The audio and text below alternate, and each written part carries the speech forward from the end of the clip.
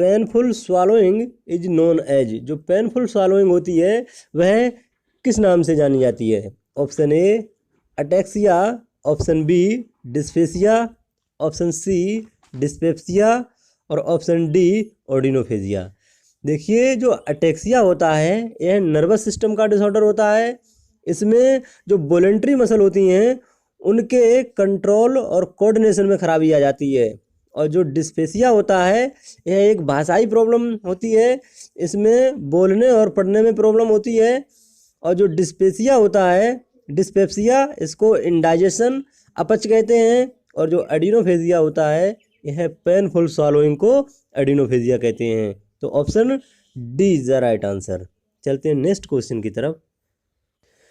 Next है difficulty in swallowing is called, निगलने में परेशानी होती है उसको क्या कहते हैं? Option A dyspepsia, option B dysphagia, option C anorexia और ऑप्शन डी एलोपेसिया।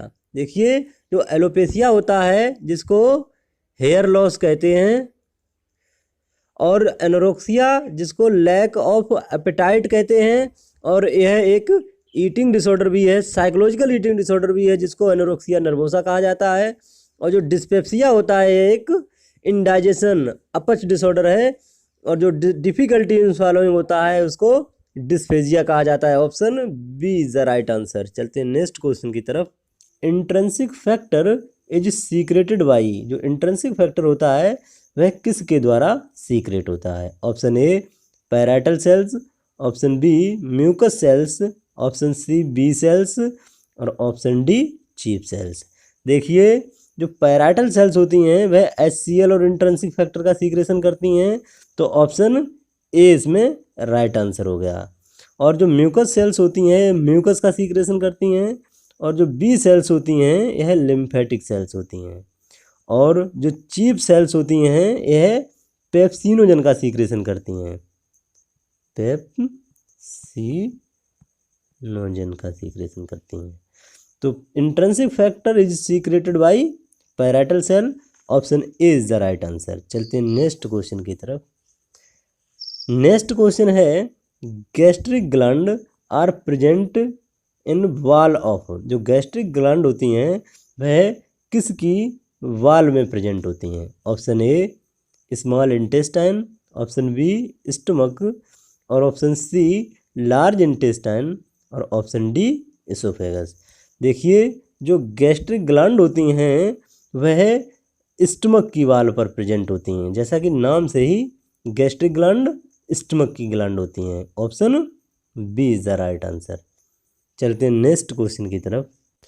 नेक्स्ट है which of the largest serous membrane of the body, इनमें से कौन सी लार्जेस्ट सीरस मेम्ब्रेन है बॉडी की? Option A mucosa, option B submucosa, option C peritoneal और option D serosa.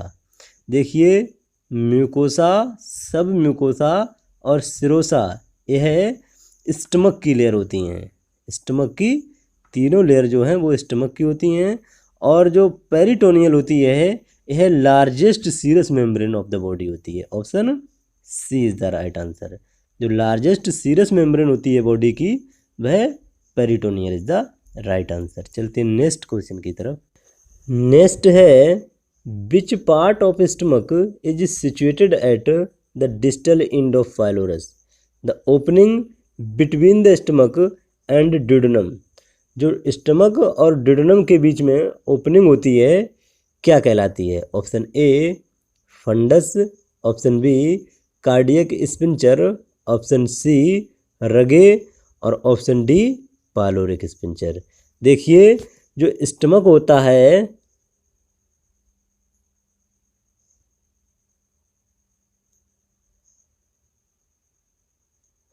ये स्टमक होता है, और इसका जो ये पार्ट होता है ऊपरी वाला इसको फंडस कहते हैं, और ये वाला जो पार्ट होता है इसको कार्डियक कहते हैं। कार्डियक स्पिंचर होता है ये, और ये बॉडी होती है, और ये वाला जो पार्ट होता है उसको पाइलोरिक स्पिंचर कहते हैं।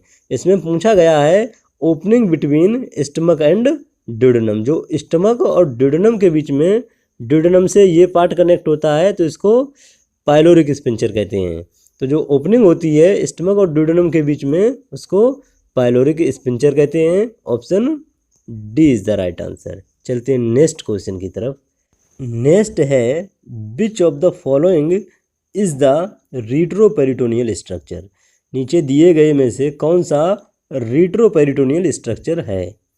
रिट्रोपेरिटोनियल स्ट्रक्चर जो होता है वह बिहाइंड द पेरिटोनियल, उसको रिट्रोपेरिटोनियल कहते हैं। Option A pancreas, option B stomach, option C spleen और ऑप्शन डी किडनी। देखिए जो किडनी होती हैं यह रिट्रोपेरिटोनियल ऑर्गन होती हैं।